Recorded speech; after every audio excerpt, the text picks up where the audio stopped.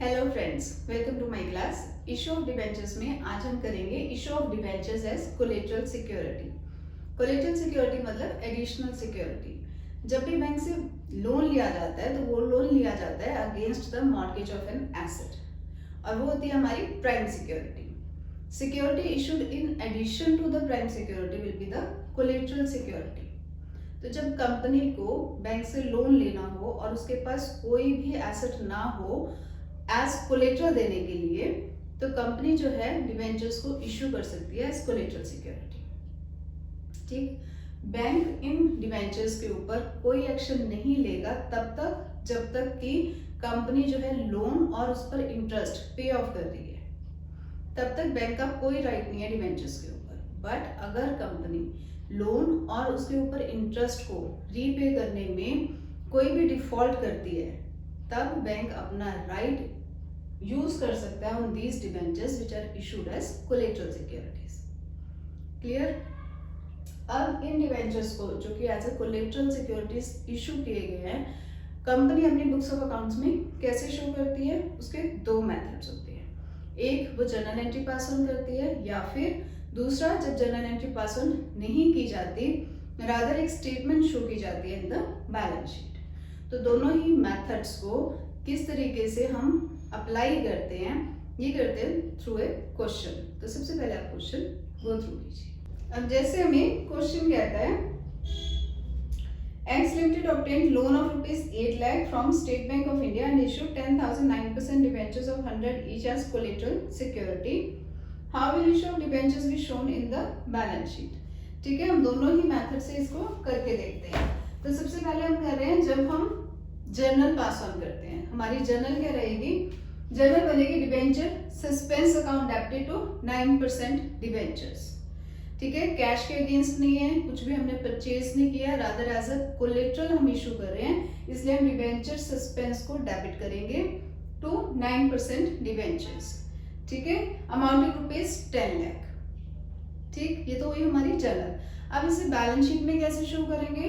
Balance sheet में सबसे पहले हम नोट्स टू अकाउंट्स बनाएंगे, जिसमें हमारी लॉन्ग टर्म बोरिंग्स के अंडर चलेगा। लॉन्ग टर्म बोरिंग्स में हम लिखेंगे loan from state bank of India amounting ₹8 lakh. ठीक है, अब इसी एंट्री को हम बैलेंस शीट में शो करेंगे। कैसे? 10,009% debentures of 100 each issued as collateral amounting ₹10 lakh और लेस कर देंगे डिबेंचर सस्पेंस को। ठीक है, यही आया ना हमारा, हमने डिबेंचर इशू भी किए, बट किए किसके अगेंस्ट? डिबेंचर सस्पेंस में डाल दिया सारा कुछ। तो हमने 10 लाख अपॉन 10 लाख दोनों को ही सब्ट्रैक्ट किया और इसका कुछ भी इफेक्ट हम बाहर शो नहीं करेंगे, बट बैलेंस शीट में हमने एंट्री शो की है। ठीक है, तो मेन इफेक्ट क्या है? लोन ही आपका शो होगा। लोन को हम बैलेंस शीट में कैसे शो करेंगे? इक्विटीज एंड लायबिलिटीज में नॉन करंट लायबिलिटीज के अंदर चलेगा हमारा long term borrowings amounting ₹8 lakh. Clear है ये चीज? ये होता है फर्स्ट मेथड, जब आप जर्नल एंट्री पास ऑन करते हैं। अब सेकेंड मेथड है, अगर सपोजिंग हम जर्नल पास ऑन नहीं करते, ठीक है, तब हमने क्या कहा था कि हम सिर्फ बैलेंस शीट में इसका इफेक्ट शो करते हैं। बैलेंस शीट में कैसे शो करेंगे? हम ये एंट्री नहीं यहाँ पे शो करेंगे, रादर हम एक स्टेटमेंट दे देंगे। क्या स्टेटमेंट देंगे हम नोट्स टू अकाउंट्स में? Loan from state bank of India, इसके बाद हम लिखेंगे secured by issue of 9% debentures. कितने हैं? 10,000 debentures at the rate of 100 each. ये हम एक स्टेटमेंट दे देंगे। ठीक है, नोट्स टू अकाउंट में सिर्फ ये स्टेटमेंट देंगे, जिसमें हम बताएंगे कि ये जो हमने लोन लिया है that is secured by the issue of 9% 10,000 debentures of ₹100 each. Clear है ये चीज? ये दोनों मेथड्स हमने कर लिए हुए हैं। अब जब हम लोन के अगेंस्ट डिबेंचर्स इशू करते हैं और उसकी जर्नल पास ऑन करते हैं, और जब हम जर्नल पास ऑन नहीं करते। ठीक है, अब करेंगे कि सपोजिंग लोन तो कंपनी ने ले लिया और डिबेंचर्स भी इशू कर दिया एज कोलेटरल, बट कंपनी जो है वो रीपे नहीं कर पाई अपने लोन, तब एंट्रीज क्या होंगी? तब हम किस तरीके से उसे प्रेजेंट करेंगे और बैंक उस डिबेंचर्स के साथ क्या करेगा? क्वेश्चन के थ्रू ही करते हैं। तो सबसे पहले आप क्वेश्चन गो थ्रू कीजिए। तो जैसे हमें क्वेश्चन कहता है Z Limited issued 10,000 10% debentures of 100 each as collateral security for a loan of 8 lakh from Dena Bank. The company was unable to repay the loan on which interest was payable rupees 2 lakh as on 31st March.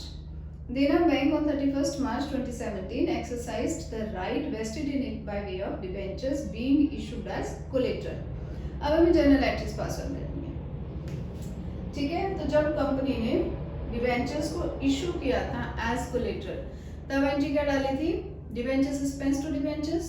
अब सबसे पहले वो entry हम reverse करेंगे, ठीक है। तो 31 मार्च 2017 को हम क्या करेंगे, सबसे पहले एक एंट्री को रिवर्स करेंगे, ठीक है। एंट्री रिवर्स कैसे करेंगे, हम क्या लिखेंगे, कितने परसेंट डिबेंचर्स हैं, 10% डिबेंचर्स। तो हमारे बनेगा 10% डिबेंचर्स डेबिट करेंगे हम टू डिबेंचर सस्पेंस अकाउंट। ये चीज क्लियर है। सबसे पहले हमने जो डिबेंचर सस्पेंस टू डिबेंचर की एंट्री डाली थी उसे रिवर्स करेंगे। अमाउंट आएगा आपका 10 लाख का,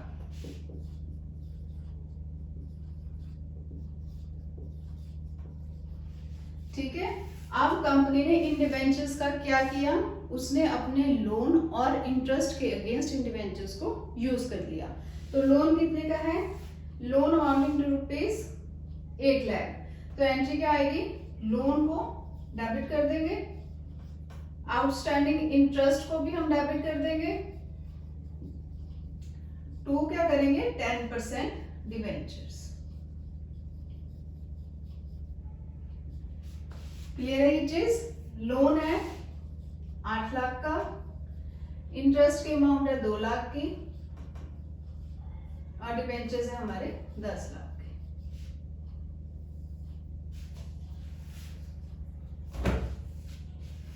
क्लियर है ये चीज।